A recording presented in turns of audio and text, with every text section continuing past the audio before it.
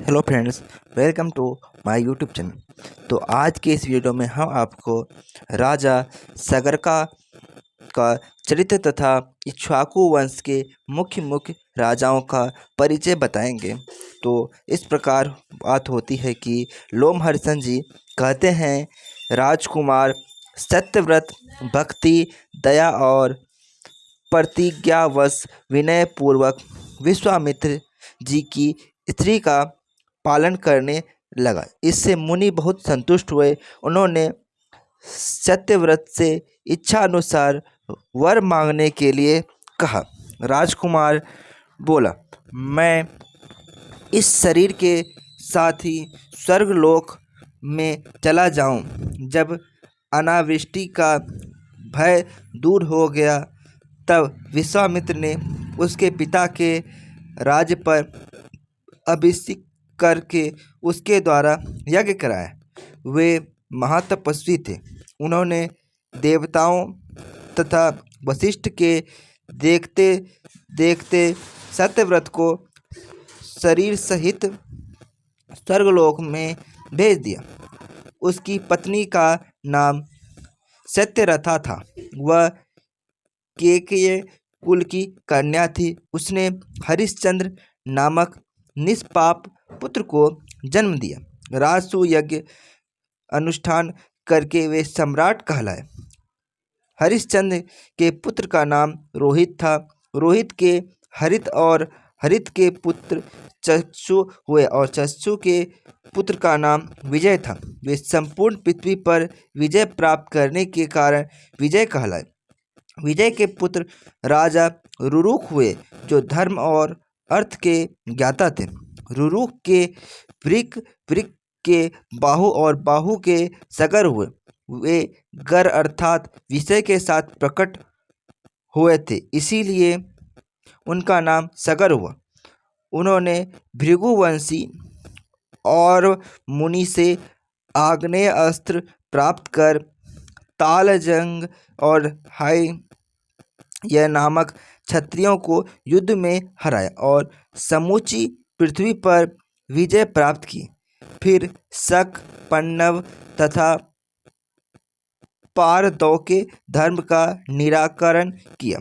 मुनियों ने पूछा, सगर की उत्पत्ति गर के साथ कैसे हुई? उन्होंने क्रोध में आकर शक आदि महातेजस्वी क्षत्रियों के कुलोचित धर्मों का निराकरण क्यों किया? यह सब विस्तार पूर्वक सुनाइए। लोमहर्षण जी ने कहा, राजा बाहु वैष्णी थे, अतः पहले हाय यह नामक क्षत्रिय ने तालजंगों और शकों की सहायता से उनका राज छीन लिया। यवन, पारद, काम्बोज तथा पन्नव नामक के गणों ने भी हाइयों के लिए पराक्रम दिखा। राज छीन जाने पर राजा बाहु दुखी हो पत्नी के साथ वन में चले गए। वहां उन्होंने अपने प्राण त्याग दिए। बाहु की पत्नी यादवी गर्भवती थी। वे भी राजा का सहगमन करने को प्रस्तुत हो गए। उन्हें उनकी सौतन ने पहले से ही जहर दे रखा था। उन्होंने वन में चिता बनाई और उस पर आरूढ़ हो पति के साथ भस्म हो जाने का विचार किया। भृगुवंशी और मुनि को उनकी दशा पर बड़ी दया आई। उन्होंने रानी को चिता में जलने से रोक दिया और उन्हीं के आश्रम में वह गर्भजहर के साथ ही प्रकट हुआ। वही महाराज सगर हुए। औरव ने बालक के जात कर्म आदि संस्कार किए, वेद शास्त्र पढ़ाए तथा आग्नेय अस्त्र भी प्रदान किया, जो देवताओं के लिए भी दुस्सह है। उसी से सगर ने हायवंशी क्षत्रियों का विनाश किया और लोक में बड़ी भारी कीर्ति पाई। तदंतर उन्होंने शक, यवन, काम्बोज, पारद तथा पहलग का सर्वनाश करने के लिए उद्योग किया। वीरवर महात्मा सगर की मार पड़ने पर वे सभी महर्षि वशिष्ठ जी की शरण में गए, उनके चरणों पर गिर पड़े। तब महातेजस्वी वशिष्ठ जी ने कुछ सतर्क के साथ उन्हें अभयदान दिया और राजा सगर को रोका। सगर ने अपनी प्रतिज्ञा तथा गुरु के वचन का विचार करके केवल उनके धर्म का निराकरण किया और उनके वेश बदल दिए। शकों के आधे मस्तक को मुड़कर विदा कर दिया, यवनों और काम्बोज का सारा सिर मुड़ा दिया, पारदे के सारे केस उड़ा दिए। धर्म विजयी राजा सगर ने इस पृथ्वी को जीतकर अश्वमेध यज्ञ की दीक्षा ली और अश्व को देश में विचरने के लिए छोड़ा। वह अश्व जब पूर्व दक्षिण समुद्र के तट पर विचर रहा था, उस समय किसी ने उसको चुरा लिया और पृथ्वी के भीतर छिपा दिया। राजा ने अपने पुत्रों से उस प्रदेश को खुदवाया। महासागर की खुदाई होते समय उन्होंने वहाँ आदि पुरुष भगवान विष्णु को, जो हरि कृष्ण और प्रजापति नाम से भी प्रसिद्ध हैं, महर्षि कपिल के रूप में शयन करते देखा। जागने पर उनके नेत्रों के तेज से वे सभी जलकर भस्म हो गए। केवल 4 ही बचे, जिनके नाम वर्षिकेतु, सुकेतु, धर्मरथ और पंचनद, ये ही राजका के वंश चलाने वाले हुए।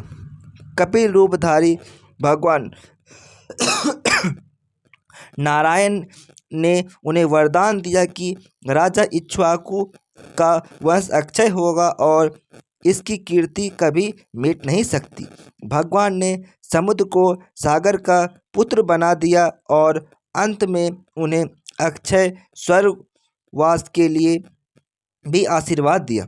उस समय समुद्र ने अर्घ लेकर महाराज सगर का वंदन किया। सगर का पुत्र होने के कारण ही समुद्र का नाम सागर हुआ।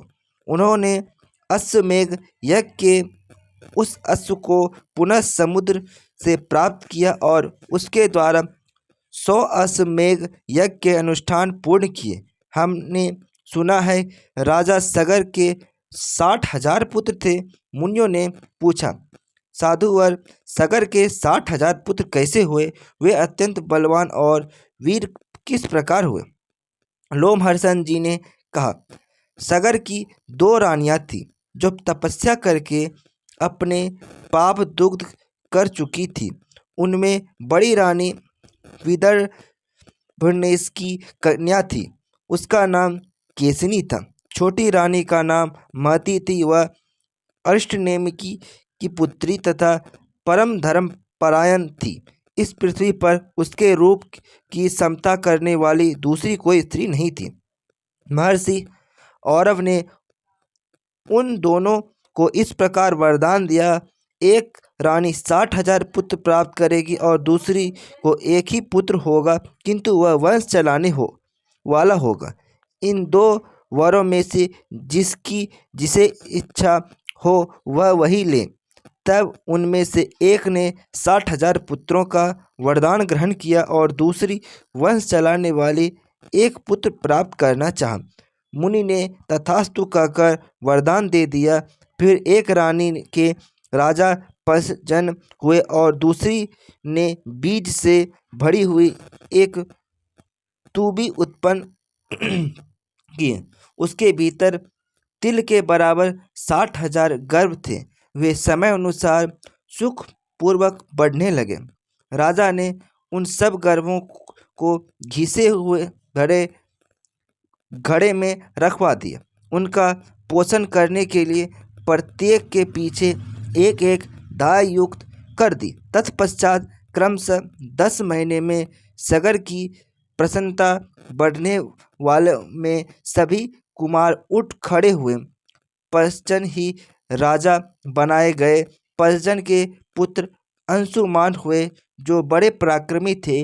उनके पुत्र दिलीप हुए जो खटवांग के नाम से भी प्रसिद्ध हैं, जिन्होंने स्वर्ग से यहाँ आकर 2 घड़ी ही जीवन में अपनी बुद्धि तथा सत्य के प्रभाव से परमार्थ साधन के द्वारा तीनों लोक जीत लिए।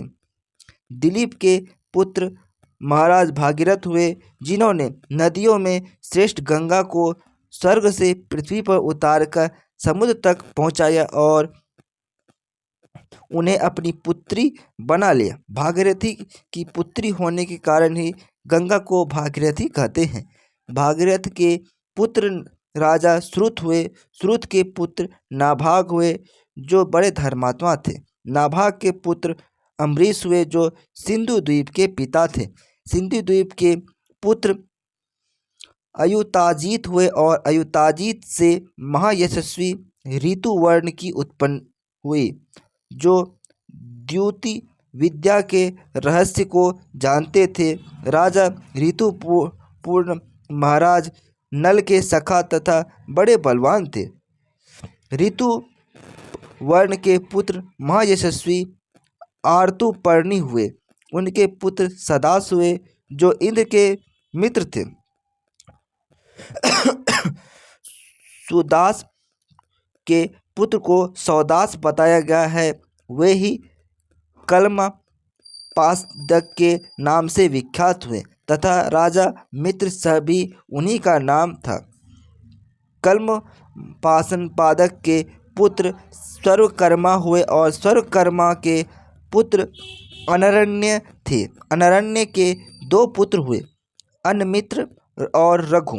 अन्मित्र के पुत्र राजा दुलीदुह थे। उनके पुत्र का नाम दिलीप हुआ, जो भगवान श्री रामचंद्र के प्रपितामह थे। दिलीप के पुत्र महाबाहु रघु हुए, जो अयोध्या के महाबली सम्राट थे। रघु अज और अज के पुत्र दशरथ हुए और दशरथ से महायशस्वी धर्मात्मा श्री राम का प्रादुर्भाव हुआ। श्री रामचंद्र जी के पुत्र कुश के नाम से विख्यात हुए। कुश से अदिति का जन्म हुआ, जो बड़े यशस्वी और धर्मात्मा थे। अदिति के पुत्र महापराक्रमी निषद थे। निषद के नल और नल के नभ हुए और नभ के पुंडरिक और पुंडरिक के क्षेमधन्वा हुए और क्षेमधन्वा के पुत्र महाप्रतापी देवानीक थे।